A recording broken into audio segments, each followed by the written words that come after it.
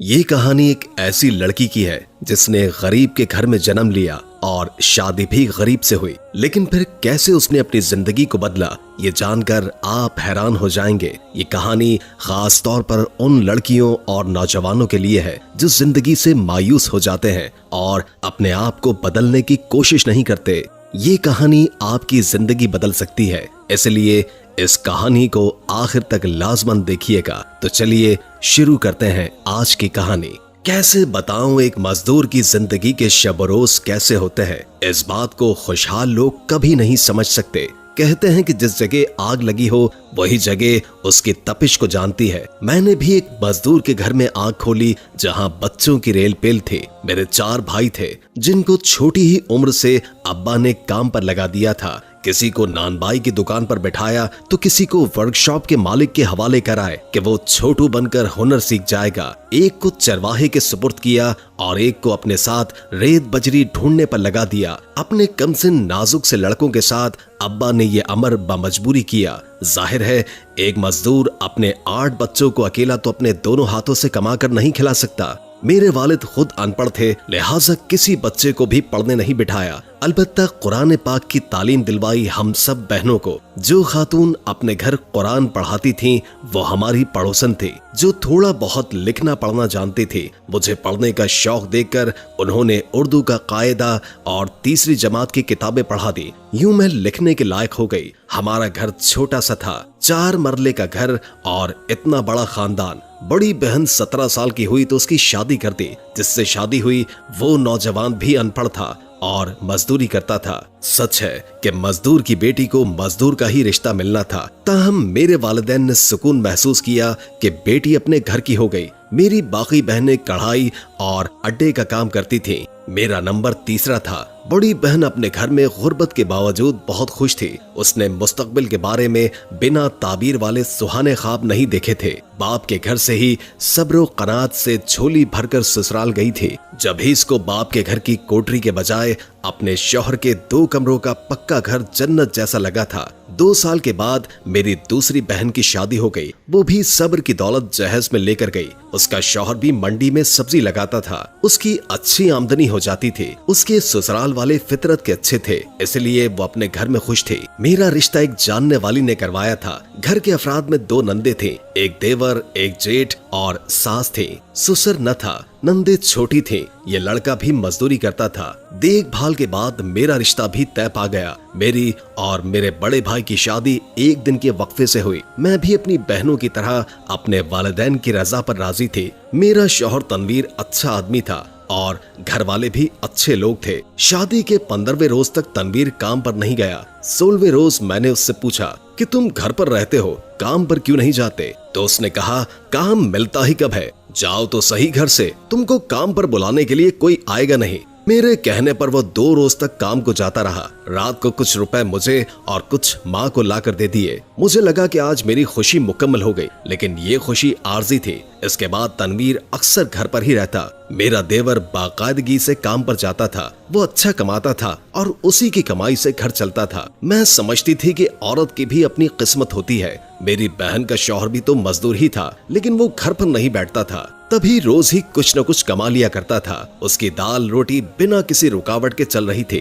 وہ اپنے گھر میں سکھی تھی۔ لیکن تنویر کی کاہلی کے سبب مجھے بھی مفت خوری کے تانے سننے پڑتے تھے۔ یہ سب کچھ تنویر کی وجہ سے تھا۔ اگر وہ کماتا تو یوں چھوٹوں کے ہاتھوں خوار نہ ہونا پڑتا۔ شادی کے 1.25 سال کے بعد میری بیٹی کی پیدائش کے بعد صورتحال مزید بگڑ گئی۔ اس کی پرورش کے لیے بھی مجھے پیسہ چاہیے تھا۔ سردیوں میں اس ننھی جان کی ضرورت کی چیزیں بھی موجود نہیں تھی اور نتیجہ یہ نکلا کہ وہ بیمار ہو گئی۔ اسے شدید ٹھنڈ لگ گئی تھی۔ میرے پاس اس کے علاج کے لیے روپے تک نہیں تھے۔ میرے گھر والے میری بیٹی کو دیکھنے آئے، میرا حال دیکھا، بچی سانس کھینچ کر لے رہی تھی۔ تبھی ماں نے اپنے ساتھ چلنے کا کہا۔ بچی کو سسرال میں بغیر علاج کے کیسے لیے بیٹھی رہتی، اس لیے میں ان کے ساتھ چلی گئی۔ اپنے گھر والوں کو پہلی بار سسرال میں اپنی حالت زار بتائی۔ ابا نے کہا بیٹی جب تک تیرا شوہر کام پر نہیں جائے گا तुम यहीं रहोगी। बच्ची का इलाज ही कराना था, जीते जी उसको मारना तो नहीं था। 3 हफ्ते गुजरे कि तनवीर मुझे लेने आया। मेरे घर वालों ने अपना मुतालबा उसके सामने रख दिया तो तनवीर ने वादा किया कि वो काम पर जाया करेगा। मैं उनके साथ अपने घर वापस आ गई। तनवीर कुछ दिन वादे का पाबंद रहा और काम पर गया, लेकिन फिर वही बहाना कि काम नहीं मिलता। जिनकी हड्डियों को मेहनत की आदत न हो उनको हर काम ही मुसीबत लगता है। इस मर्तबा जब माली हालत के लिहाज से बहुत तंग और देवर की मोहताज हुई तो फिर वालिदैन के घर आ गई। 2 माह बैठकर खाया। अब मेरी छोटी बहन की शादी थी, इसके लिए भी मेरे वालिदैन को रकम दरकार थी, जबकि वो पहले ही बहुत गरीब थे। सोच समझकर फैसला किया कि मैं उन पर बोझ बनने के बजाय खुद मेहनत करके अपना और अपनी बेटी का बोझ उठाऊंगी। मैंने अपने घर से कुछ फासले पर एक खुशहाल घराने के यहाँ काम करना मंजूर कर लिया। वो अब्बा के पुराने जानने वाले थे। वो मुझे नाश्ता और दोपहर का खाना देते थे, दीगर जरूरियात भी देते थे। इतनी मिल जाती कि मेरा और मेरी बेटी का खर्चा पूरा हो जाता था। अब तनवीर को अपनी बेटी की याद सताने लगी। वो फिर मेरे पीछे आए और मुझे साथ चलने को इसरार करने लगे। मैंने इनकार कर दिया कि यहाँ मेरी अपनी मेहनत से अच्छी तरह गुजारा हो रहा है और सास नंदों के तानों से भी बची हुई थी। शौहर को भी बावर करवाना चाहती थी कि माशरे में एक काहिल आदमी का यही मकाम है। जब 2 साल गुजर गए, तनवीर न सुधरा बल्कि मजीद नाकारा हो गया। मेरी बच्ची बड़ी हो रही थी। तनवीर के घर वालों ने जब देखा कि मेरा पलट कर आने का कोई इम्कान नहीं रहा तो उन्होंने एक शरीफ घराने की एक ऐसी लड़की तलाश कर ली जो मैट्रिक पास थी और प्राइवेट स्कूल में पढ़ाती थी। जेठ और देवर ने सोचा कि रिजवाना नहीं आई तो इसी बेवा की लड़की से तनवीर का ब्याह करते हैं। बेवा बेचारी को सहारे की जरूरत थी और उसकी लड़की मुलाजमत कर रही थी। उन्होंने तनवीर की दूसरी शादी की बात की तो मेरा शौहर न माना। उसको अपनी बेटी से प्यार था, हालांकि उसके पास वो थोड़े ही दिन रही थी। तनवीर ने दूसरी शादी से इनकार कर दिया। जब ये खबर मुझ तक पहुंची तो मैंने सोचा कि अगर वो बच्ची की वजह से दूसरी शादी से इनकार कर रहा है तो मैं क्यों तनवीर को ठुकराऊं। आखिर तो वो मेरी बच्ची का बाप है। बेहतर है कि इसको राह रास्त पर लाने की कोशिश करूं। मैं भी मैके में उम्र भर नहीं समा सकती थी। असल में तो ये मेरे भाइयों का घर था। आज या कल मुझको यहाँ से रुखसत होना ही था। मेरी बेटी बाप के साए में नहीं थी। तनवीर अगर मुझे तलाक दे देता तो ये दोनों में से किसी एक से महरूम हो जाती।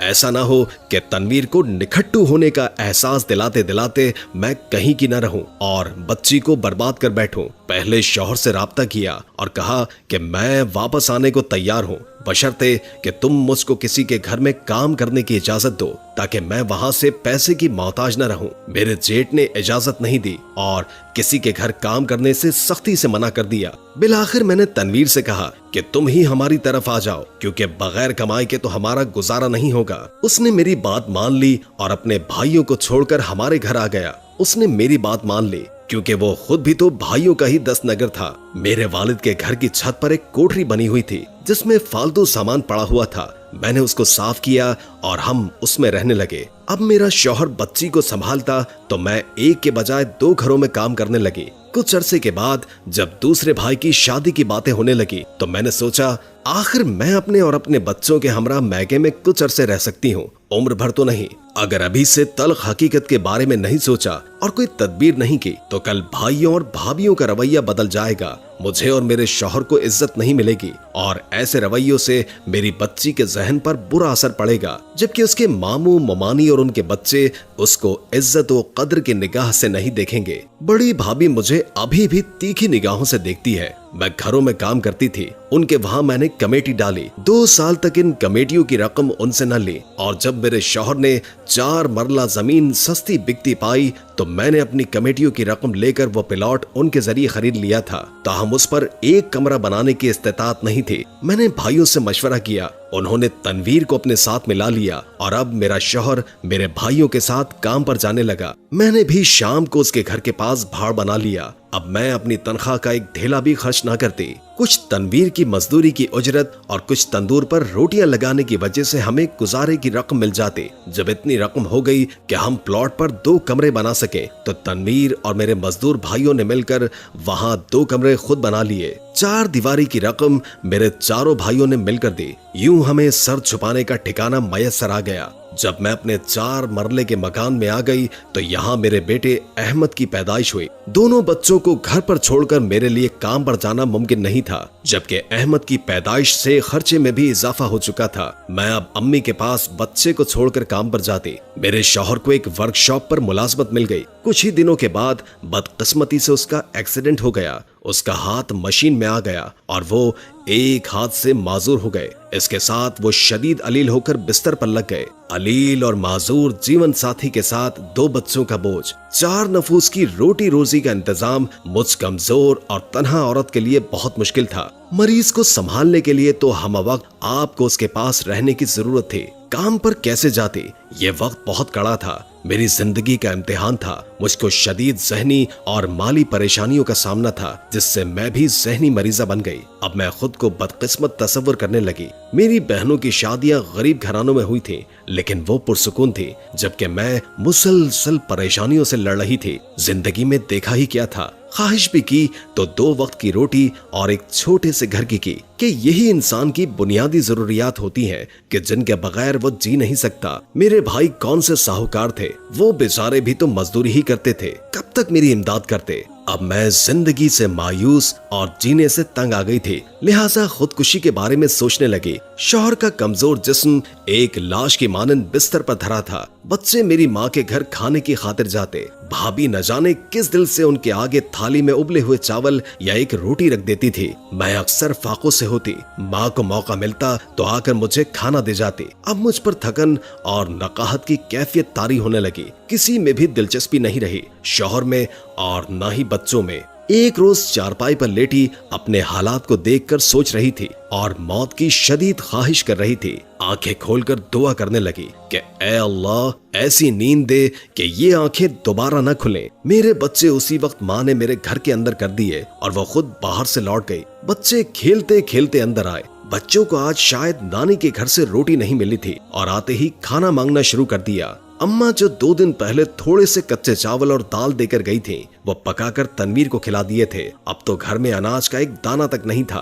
खुद भूखी पड़ी थी, बच्चों को क्या खिलाती। मेरी बेटी मुझे पुकारती रही और रोटी मांगती रही। जब वो मेरी पुकार न सुनी तो वो परेशान हो गई और ऊंची ऊंची आवाज में रोने लगी। उसकी देखा देखी अहमद भी रोने लगा। मैं भी बहरी बनी रही। इतनी देर में अहमद बावर्ची खाने की मेज पर चढ़ गया। शायद कुछ खाने की तलाश में डब्बा खोल रहा था कि उसका पांव फिसल गया और धड़ाम से जमीन पर गिर गया। आगे कोई बर्तन रखा हुआ था जिसका किनारा उसके माथे पर लगा और खून बहने लगा। उसकी दिलखराश चीखों से मैं उठ बैठी। उसके बहुत जोर की चोट आई थी। माथे और नाक से खून बह रहा था। अम्मी ने बच्चों को इसलिए घर जल्दी लौटा दिया कि भाभी की अम्मी से लड़ाई हो गई थी। ये मेरी चंद लम्हों की बेखबरी का नतीजा था कि मेरा बेटा जख्मी हो गया था। अगर मैं मर जाती, मेरी दुआ किसी तरीके से कबूल हो जाती, तो मेरे बच्चों का क्या होता? ये अल्लाह ने मुझे दिखाया था। ये सोचकर क्यों अपने रब की रहमत से मायूस और नाउमीद हुई। मैंने अपने परवरदिगार से माफी मांगी,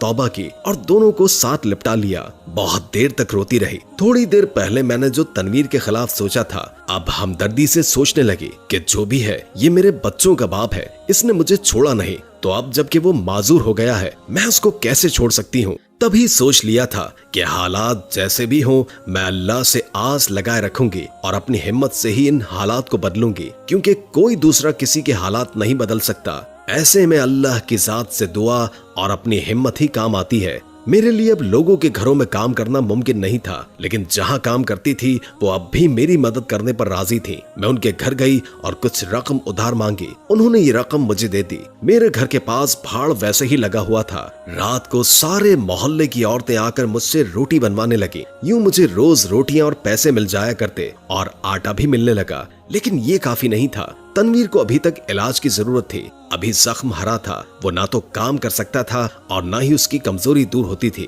नकाहत के बायस वो तो उठ तक नहीं पाता था। भाड़ में आग सुलगाते और तंदूर पर रोटियां लगाते मेरा ध्यान किसी और ही सिमत लगा रहता। ऐसा क्या करूं कि मेरे घर के हालात सुधर जाएं? मैं अब दोपहर को भी तंदूर लगाने लगी, क्योंकि मुझे कुछ ज्यादा काम करना था। मेरी माँ का घर आबादी में ही था, जबकि मेरा घर उनके मकान से थोड़ा हटकर था, जहाँ आबादी कम थी। यहाँ खाना बदोशों की कसरत थी। अक्सर भूले भटके मुसाफिर इधर का रुख करते। घर के करीब न तो कोई चाय खाना था और न ही कोई होटल। बाजार भी दूरी पर था और इर्द गिर्द दुकान भी एक आधी थी। भाड़ और तंदूर दोनों मुझे मुतमईन न कर सके। हालांकि अतराफ में जितने घराने थे गर्मियों के बायस खुद घर पर रोटियां बनाने के बजाय मुझसे ही लगाते थे और खाना बदोश भी आ जाते थे और कहते, अगर तुम दाल रोटी पकी पकाई फरोख्त करना शुरू कर दो तो और अच्छा है। मैं इसी बारे में सोचने लगी। तभी मैंने एक और तरीका सोचा कि मैं सुबह का नाश्ता पकाकर तंदूर के पास रख लेती। लोग आलू भाजी